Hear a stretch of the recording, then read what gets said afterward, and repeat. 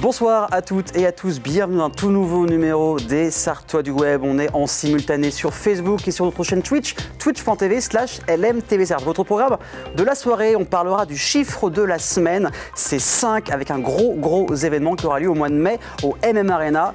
Et on en parle peu encore dans l'émission, mais on en abordera le développement personnel et professionnel avec Mélinda de l'agence Parenthèse.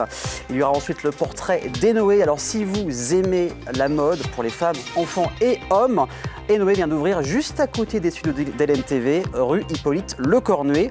Il y aura aussi le retour d'Ivana en présentiel qui vous parlera par exemple comment rencontrer des stars au Mans. Et oui, c'est possible. Et on va vous donner faim avec des kits à cuisiner 100% bio, VG, grâce à Tambouille Bio qui viennent de Coudrecieux. Ils sont ici sur le plateau avec nous.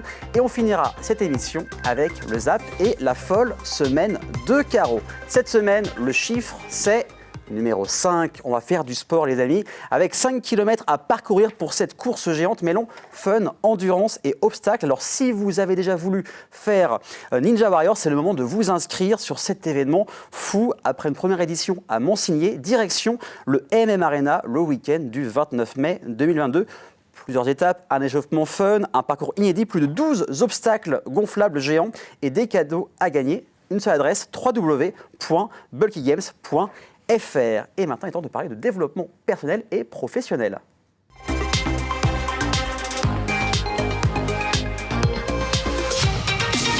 Le développement personnel et professionnel, c'est quoi? Vous allez en savoir plus tout de suite. Je reçois Mélinda. Bonjour Mélinda, comment ça va? Ça va très bien, merci Aurélien. Alors, tu es de l'agence Parenthèse. Alors, le développement personnel, professionnel, on en entend parler, mais c'est quoi exactement? C'est quoi cet objectif? Ouais, c'est quoi concrètement? C'est vrai que le développement personnel, c'est un peu le terme vulgarisé qu'on utilise, mais c'est quoi à l'intérieur de tout ça? C'est de travailler sur des sujets qui soient professionnels ou personnels pour, je dirais, mettre en place tous les éléments nécessaires pour aller vers son envie, vers ses besoins, vers ses rêves aussi, pourquoi pas, et s'armer le plus possible, notamment pour tout ce qui est sujet de confiance en soi, estime de soi, image de soi. On peut travailler vraiment beaucoup de choses avec le développement personnel. Chez Parenthèse, je travaille avec beaucoup d'outils, je donne beaucoup d'outils, et c'est surtout la mise en action en fait. C'est vraiment de rentrer dans l'action, ça veut dire j'ai un projet ou j'ai une envie personnelle et je veux vraiment rentrer dans l'action. Alors, il y a plusieurs types de personnes, parce qu'il faut tous prendre confiance en soi. Les gens, ils demandent quoi dès qu'ils arrivent? J'ai perdu confiance, c'est vrai que les 2 années qu'on a eues là, ont été très compliquées avec les confinements. C'est quoi leur demande quand ils arrivent chez Parenthèse? Il y a beaucoup de questions autour du sens. Ça veut dire que les gens arrivent et ont besoin de retrouver un sens ou donner un sens. C'est vraiment ces histoires de sens, je trouve, qu'on a peut-être perdu sur ces 2 dernières années. Et puis surtout de se dire qu'est-ce que vraiment j'ai envie de faire pour demain, avec quoi je suis alignée. Est-ce que justement dans ma vie actuelle, je suis complètement alignée avec mes envies, mes besoins, mes valeurs? C'est surtout ce questionnement en fait. Et d'où vient cette envie, cette volonté d'aider les autres, ce challenge, ils ont une demande quand même, et de l'accomplir? Ça vient d'où? Ça fait déjà pas mal de temps, je travaille en entreprise sur l'accompagnement des projets professionnels. Je vois qu'effectivement, quand on travaille sur les projets professionnels, je rencontre beaucoup de personnes qui manquent de confiance en eux. Alors, c'est un terme qu'on entend aussi beaucoup, mais c'est vraiment l'estime globale, l'image que je renvoie, l'estime de moi, la confiance en moi. Et je me suis dit que vraiment, il y a quelque chose à apporter à ce niveau-là, parce que pour construire un projet professionnel, mais aussi un projet de vie, ce sont des éléments hyper importants d'apprendre à mieux se connaître. En fait, c'est vraiment ça, apprendre à mieux se connaître. Et moi, j'avais vraiment envie de contribuer à ça. Et moi, voilà, je peux manquer de confiance en moi sur des sujets. C'est des choses que j'ai aimé travailler. Et aujourd'hui, j'ai vraiment envie d'apporter ça aux gens que j'accompagne. J'ai vraiment envie que de voir l'étincelle s'allumer dans leurs yeux et qu'il y ait des déclics en fait qui se créent. Et comment on fait pour avoir plus confiance? Ça se fait en beaucoup d'étapes, j'imagine, même en plusieurs années ou... Oui, alors ça peut demander beaucoup de temps, bien sûr. Ce qui est important, c'est vraiment, je me répète, mais cette connaissance de soi. Je crois que vraiment, pour prendre confiance en soi, il faut déjà bien se connaître. Et c'est assez rare de prendre un moment où vraiment, on n'est plus la tête dans le guidon, on se pose, on réfléchit à soi, on réfléchit à finalement quelles sont mes forces, quels sont mes talents, quelles sont mes envies, est-ce que je suis très alignée. Ce temps-là, en fait, c'est vraiment ça. C'est la parenthèse que je veux offrir aux gens que j'accompagne. Alors, on l'a dit, l'accompagnement personnel, professionnel, du conseil aussi en images. Et là, ce qui m'a assez intrigué, c'est la relaxation immersive grâce à la réalité virtuelle. C'est vrai que les casques de réalité virtuelle, on en a beaucoup. jeux vidéo, mais pas que. C'est quoi exactement cette idée de mêler la réalité virtuelle avec la relaxation immersive? C'est quoi exactement? Alors, moi, j'ai beaucoup de mal, en fait, à faire des méditations guidées. J'ai beaucoup de mal à lâcher prise. Alors, justement, j'apprends ça, parenthèse, aux gens que j'accompagne, cette idée de lâcher prise, mais c'est pas si évident, en fait. Et cette relaxation, en fait, elle permet de partir dans quelque chose qui ressemble à méditation guidée, mais avec un casque qui nous envoie dans des paysages. La mer, la montagne, ce sont des vrais paysages, des vraies images filmées. Donc, la mer, la montagne, l'Écosse, il y a plein de paysages sympathiques.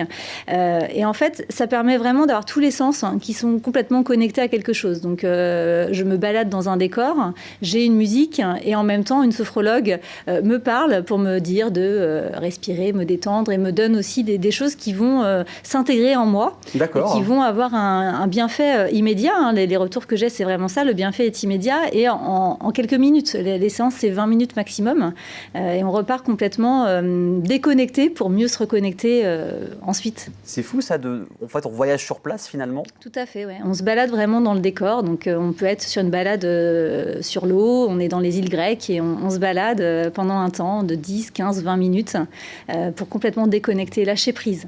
Et les clients, quand tu leur parles de ça, parce que quand même c'est la réalité virtuelle, ils disent non, c'est pas possible, ça va pas marcher, c'est quelles sont leurs réactions au début et après? Ils sont bluffés, c'est vrai que l'idée c'est de se détendre, mais j'en vois beaucoup au départ qui bougent la tête un peu partout parce que justement on se balade dans le décor, on peut regarder autour de soi, etc. Mais c'est vrai que les retours que j'ai, c'est ça permet vraiment cette déconnexion assez instantanée. Certains vont plus se concentrer sur les images, d'autres plus sur la voix qui nous parle. D'accord. Mais en tout cas, j'ai de très bons retours et ça marche bien sur les pauses déjeuner.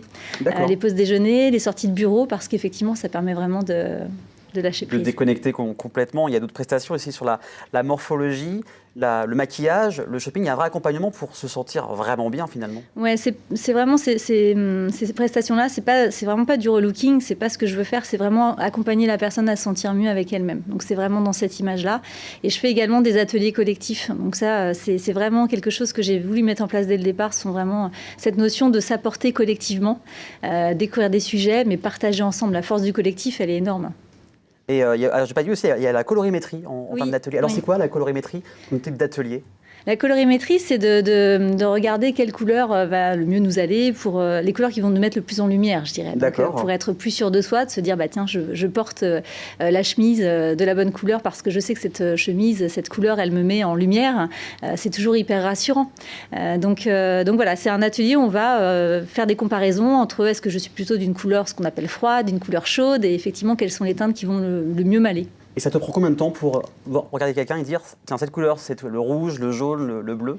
Ça met combien de temps? Alors moi, c'est assez rapide parce que j'ai l'habitude maintenant, mais c'est vrai que les gens, l'idée, c'est pas juste de leur dire, c'est qu'eux prennent conscience. Donc c'est vraiment, on fait des essais avec des tissus, etc. Et c'est vraiment que la personne se dise, ah ouais, vraiment, quand j'ai cette couleur, c'est vraiment, ça me met en lumière. Mais si je le dis juste, ça fonctionne pas. Il faut vraiment que ce soit la personne qui soit complètement investie dedans et qui constate, en fait, c'est cette couleur qui me va vraiment bien. Par exemple, moi, je te pose la question, quelle couleur, en regardant juste comme ça, quelle couleur m'irait le mieux? Alors, je pense que toi, tu es plutôt dans des couleurs appelées froides, donc dans des teintes qui vont être plutôt dans les, on va dire, argentées plutôt que dorées, donc dans des bleus, dans des mauves, dans des jaunes pâles, dans des couleurs plus douces, des couleurs qui vont rappeler l'été ou bien l'hiver d'ailleurs. C'est vrai que j'aime beaucoup le bleu.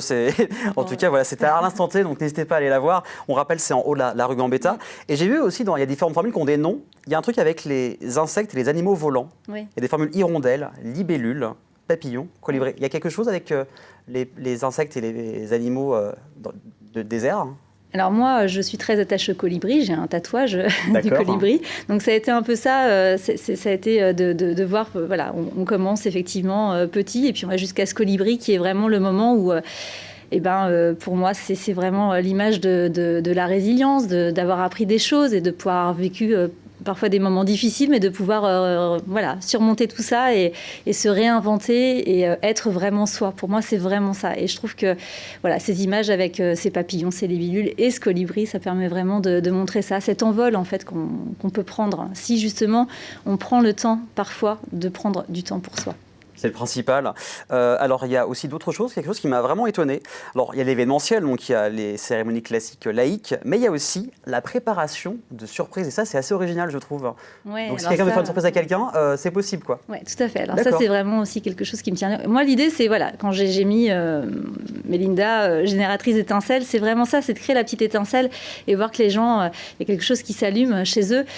Créer des surprises, c'est quelque chose que j'adore faire depuis toujours, depuis que je suis gamine. Et là, de pouvoir réunir, je dirais, toutes ces compétences que j'ai, tous ces talents que j'ai, ça a été pour moi important, même si développement personnel et puis l'événementiel, ça peut surprendre. Oui, mais sûr. C'est quand même de l'accompagnement, c'est de l'accompagnement des gens, en fait. Et accompagner dans une surprise, c'est hyper beau, en fait. Il y a pas mal de citations aussi sur le site. Quand vous irez voir le site, ça va afficher les amis directement. Il y a plein de citations avec les ateliers. Par exemple, s'aimer soi-même, c'est le début d'une vie d'amour qui durera toute une vie. Je trouve ça très joli. C'est de toi ces citations? Non, c'est repris? Voilà, que j'ai pu reprendre de lectures que j'ai eues, de choses que j'ai vues, qui m'ont interpellée, qui m'ont beaucoup parlé. Donc en tout cas, si ça vous intéresse, Parenthèse, c'est en haut de la rue Gambetta. Et sur les réseaux, donc LinkedIn, Facebook, Instagram, tu es très réactive pour répondre en tout cas. Donc n'hésitez pas à qu'ils puissent te contacter. Il y a des projets qui vont arriver par la suite pour Parenthèse? Oui, il y a des projets. Il y a le fait de vouloir mettre en place des rendez-vous mensuels qui vont s'appeler entre parenthèses sur des thématiques bien particulières.